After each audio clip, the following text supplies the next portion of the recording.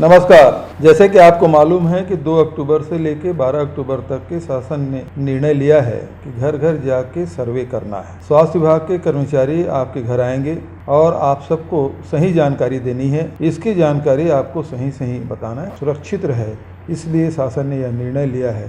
तो आपसे आग्रह कि सर्वे टीम का पूरा सहयोग करें और सही जानकारी दें। धन्यवाद।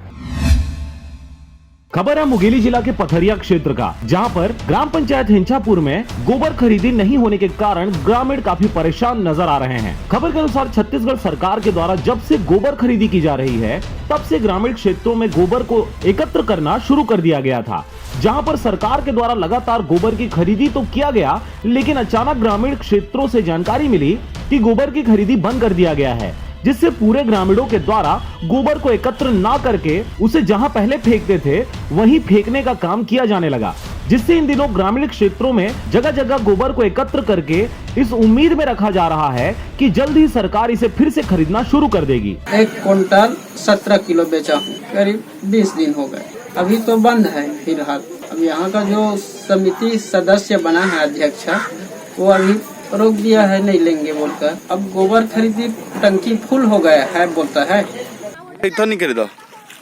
बेचता ना। कतन बेचो अभी तक के?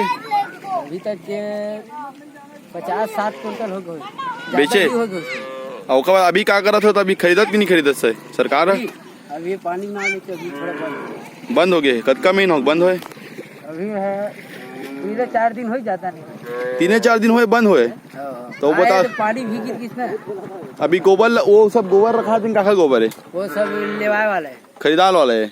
मगर सरकार के द्वारा गोबर खरीदी कब फिर से शुरू की जाती है, यह देखने वाली बात होगी। पथरिया से राजकुमार यादव की रिपोर्ट, RJ रमझाझर।